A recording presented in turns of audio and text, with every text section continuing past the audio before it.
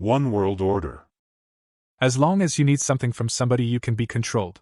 By U.G. Krishnamurti. Are we united in our differences?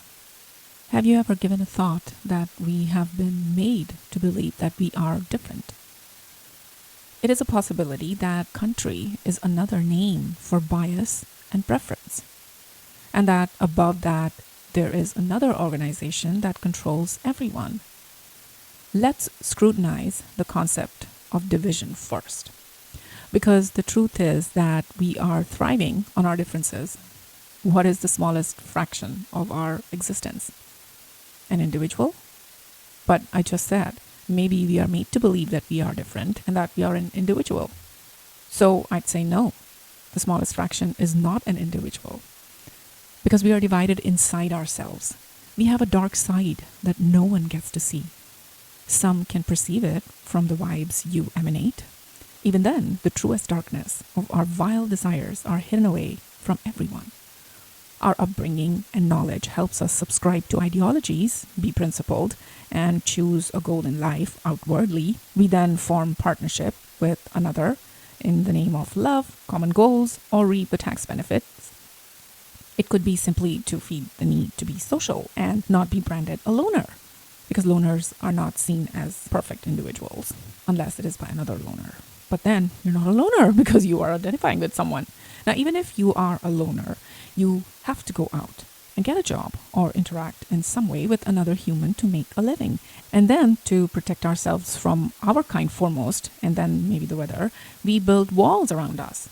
Not just emotional, but brick walls called home. We then become a part of a community that has something in common with us. That community conforms to some set of beliefs. It then rolls up to a town, a city, a state, and finally a country. At least for a common man, country is the highest division. We find commonality by setting aside our differences and form a country. Yet we highlight the differences to be distinct from another country. There is a delicate balance between what defines us, what defines the country we live in, and who we allow to join us as fellow citizens from another country. We still might identify with other countries based on religion, race, and language. Sometimes that is also a basis of division and animosity. A slight variation in them makes one superior over the other, or at least feel superior. Example, language. A South American Spanish is different from European, and they get offended if you confuse them. It has happened to me.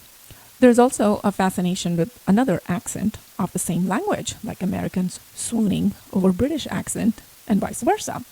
Accent is also a basis for hatred or dislike. Some don't prefer Indian accent. It is changing though, thanks to a few influencers such as Just Soul, Self-Help Sing, Veer Das, etc. For the one simply trying to survive in the artificial society, differences and commonalities is not on the forefront. We usually identify with a set of things and abide by them. Our circumference of reach is very small, contrary to what we are told to believe and not allowed to manifest.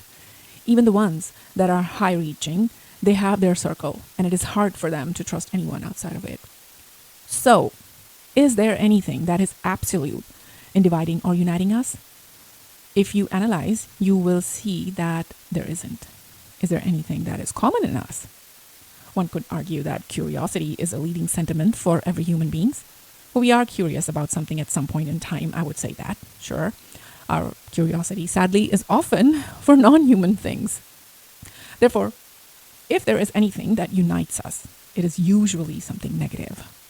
Jealousy and or greed are paragons of the human species, and greed is not always for material gain. We are jealous of others for having zeal for life, saying we regard them for it, praising it. We are greedy for companionship, stability, youth, immortality for some. Our commonality can be then grouped as desire, a desire for something. It could be to end life even. To live and not want to live is still tied to a desire to do so. I would like to quote U.G. Krishnamurti here. As long as you want something from somebody, you can be controlled. This is so true, what U.G. said. And so a desirous person can be easily manipulated despite the differences among us. One might argue about our individuality, that would stop us from coming under one rule. To that end, are we that unique? Yuji Krishnamurti had said human nature remains the same no matter where you go. We might look different, but we are fundamentally the same. We are already in control of a select few through our desires. It started with the introduction of processed food. Even the Aboriginal and Native tribes couldn't resist it. Cultural and geographical invasions brought artificial ideas into far-reaching places. It was still slow, if you ask me. With the internet, we are conforming as one without realizing. Everyone wants to laugh. Either we laugh at others or with others, or we laugh at ourselves. There is enough data online to do that. What we don't realize is that most of it is monkey see, monkey do stuff.